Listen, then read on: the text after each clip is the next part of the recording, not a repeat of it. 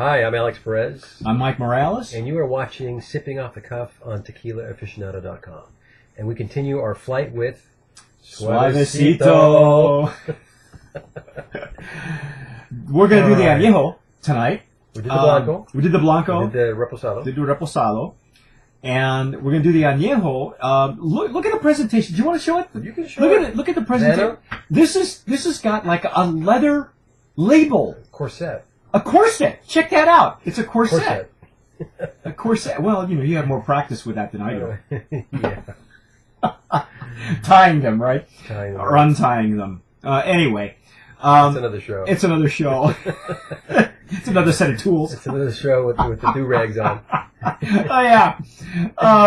But this is, again, beautiful presentation.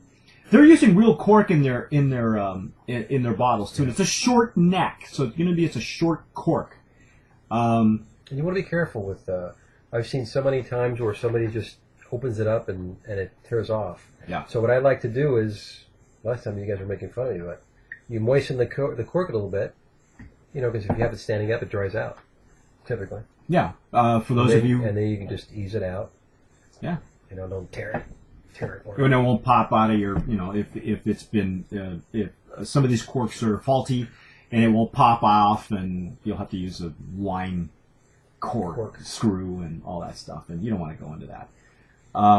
Beautiful presentation again, and look at the color on this thing. What's this? That's very unique. I can't call it copper. What kind of color is that? It's like a funny amber color to it. Amber's a good. Yeah, kind of like a dark amber, maybe dark amber. Yeah, it's actually a neat looking color. I've never seen this color in an Anejo tequila, or any tequila for that matter. It's an interesting looking color. It's almost like cloudy or like a muddled, because it's not very bright. It's a dull. That's why you notice it, because it's not very bright like maybe copper colored añejos are. So it's got nice legs, just like the Blanco and the Reposado. Mm-hmm.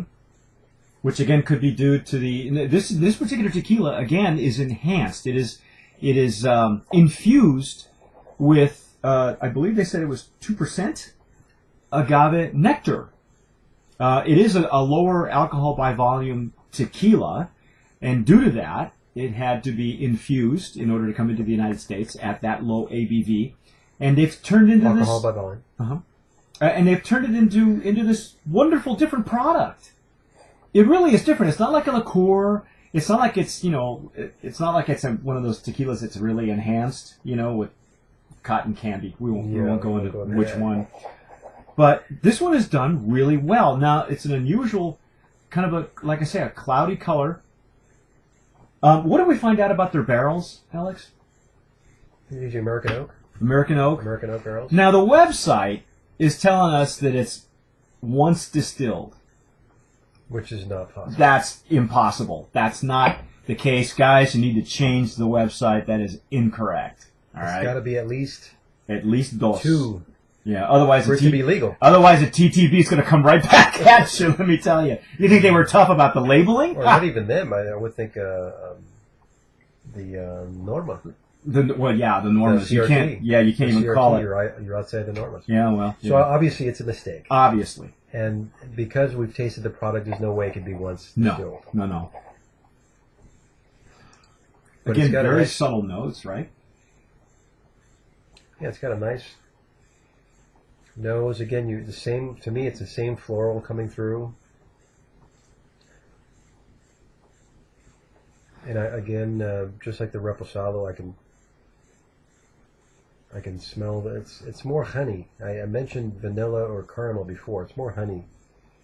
Now this one, I'm sensing a little bit more alcohol in it. Yes, a little bit more. Not a lot. You still have to, with the Blanco and the Reposado, you really had to dig to get any of it. But with the Anejo, you're getting a little bit more. Yeah, it's got honey and hints of vanilla in there too. At least for me.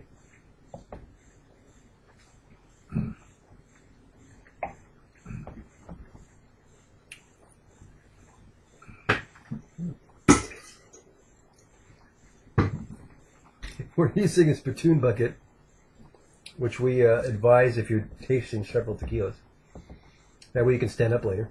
Well, yeah, and then you can decide later on which one you want a full sample of. If you're doing these kinds of things, as a rule in your own home, we advise sip, swirl, sip, swirl, sniff, and spit. Now this one, I'm not getting am I getting wood? I'm not getting as much wood as I did with the Reposado. This one's more, packs a little bit more of a punch in the palate, in the mouth. I think because of the alcohol. The alcohol really comes through on this one. But I'm not getting the delicate notes that I expected in this one. Yeah, it's for being an añejo. Now, see, you were talking about an old fashioned. How about using this añejo in the old fashioned? Do you think it would come through because of the alcohol? It would be interesting, but I think the repo actually would lend itself more than this. Really? Okay. So the añejo maybe not so stellar. No, actually, it's different. It's different. It's good. I expected it to be a little different than what I'm tasting now. Yeah, this one I is. I expected a little bit more richer. Yeah, because the Reposado really a little deeper. A little bit more complex in the layers. This one I'm. It's almost like the alcohol is overtaken. Probably so. The not only the bouquet in this, but also on the taste itself. And I'm not getting the wood notes that I actually got from the Repo. The Repo actually had more of the wood notes in the retronasal area.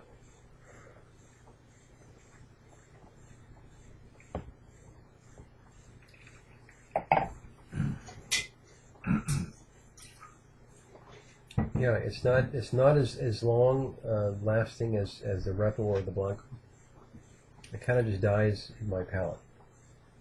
Is it coating your palate like the other two? Not as much. Yeah, I didn't notice that not either. As much. And what I'm wondering too is if maybe they're using too much water. I don't know, because we're not master distillers, obviously, but there's a slight letdown in the añejo where the Blanco and Reposado really told you, really made a thumbprint of what they are, and the añejo is just not. It's not following through. There's no follow through. Is it coating your palate like the other two? No, it doesn't feel like it's coating. Again, it's got the attack. It's got more alcohol in my mouth, and then it just dies. It doesn't linger. It doesn't linger like the other ones. Mm-hmm. Yeah, because the other ones have decent finishes too. Really, from medium to me, it does not have a good finish to it, which is what you usually expect in an añejo, because of the complexity of the wood and the caramel and all the other stuff that should be coming through there.